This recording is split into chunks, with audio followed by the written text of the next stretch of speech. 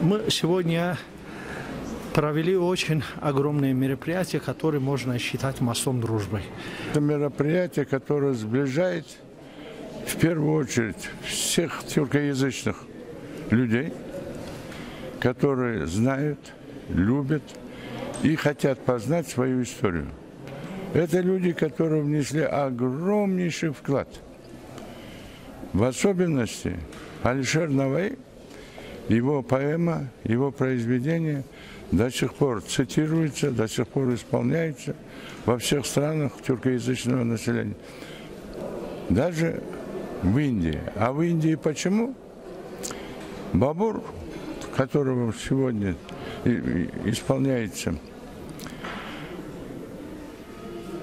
и проводится торжественное мероприятие, человек, который претворил в жизнь все заветы Наваи, объединил непонятый у нас в Центральной Азии, он ушел, пришел в Индию, разрозненную, разбитую на мелкие княжества, объединил, и 300 лет до сих пор там помнят бабуридов, которые выдержали все испытания и сохранили целостность Индии как государства. Поэтому я хочу сказать одну вещь. Вот то, что он сказал в своем четвертостишии, Алишер Наваи. Люди очень высшая мудрость человечества. Именно люди. Но и самое страшное, даже по сравнению со зверем, это люди. По той причине, что у зверей нет зависти. Это искоренено. У людей есть зависть. И разогреть эту зависть не стоит никакого труда.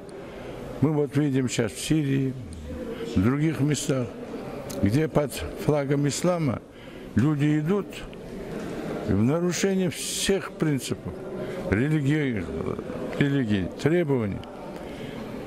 То, что может единственно Аллах забрать жизнь у человека, они считают своей обязанностью покорять через смерть и изменять общество, изменять государственное устройство. Но это долго не продлится. У всех людей, которые... Мать моя говорила, кровь никогда не прощает. Человек может заниматься чем угодно, торговлей, даже обмануть. Но отобрать жизнь у других он не имеет права, и никто его не наделял этим правом. Поэтому я вам хочу сказать о своем родном Бишкеке, где уже моя семья живет почти 120 лет. Нет, обманываю, 150 лет. Мой прадед сюда приехал, дед строил город Бишкек, мои родители здесь родились. Братья, я родился, мои дети. Город Бишкек, это был город Фрунзе после Пишпека. Это самый интернациональный город, самый тихий, самый культурный. И в моем понятии самый великий. Лучше этого города нет в мире. Никогда мы не делились. У нас в городе были русскоязычные и тюркоязычные. Великая Отечественная война, оставшиеся после нее заводы, на которых работали все, помогли Великой Отечественной войне. Да, великий русский народ, как Сталин сказал, это правда.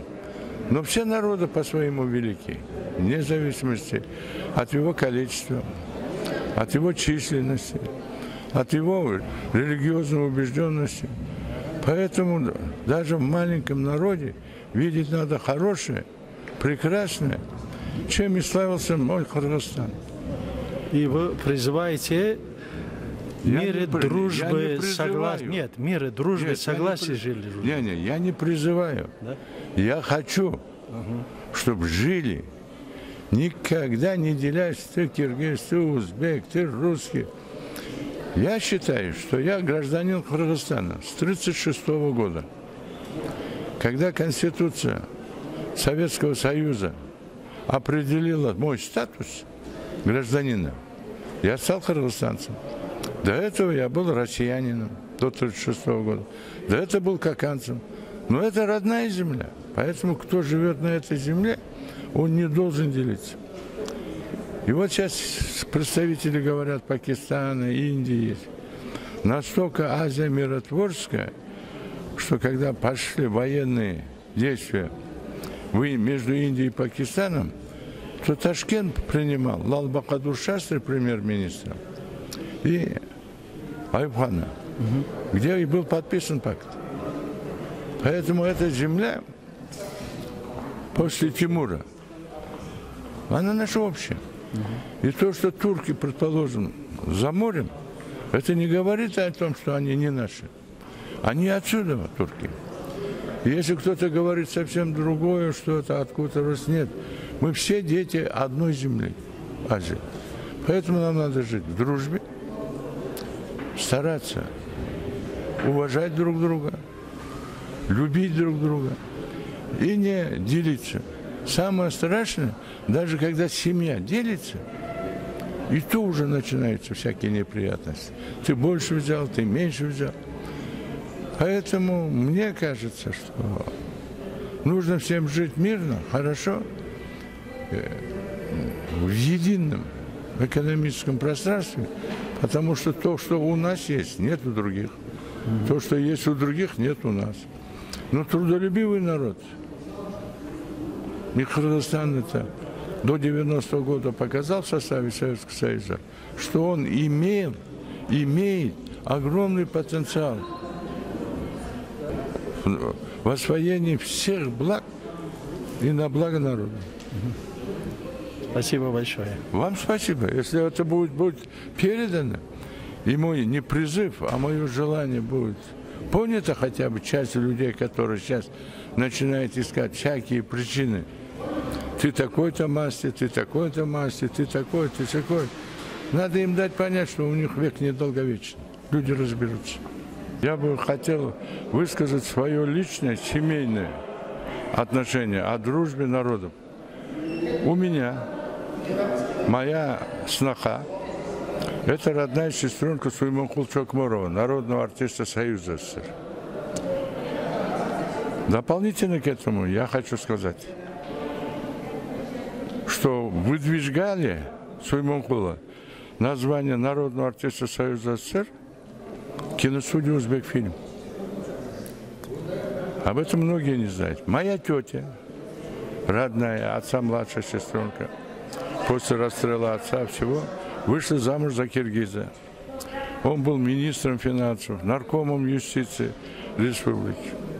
И самое интересное, правнучка садовода Фетисова, вроде русский, это моя родная сноха. Поэтому, когда говорят, ты узбек плохой, ты турок плохой, и начинают резать, или киргиз, то режут-то по-живому, по всем. Поэтому кровь людская не водится. Надо беречь дружбу.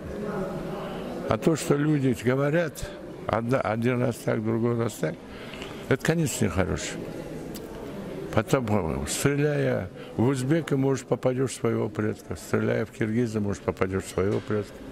Поэтому надо думать, жить дружно, мирно.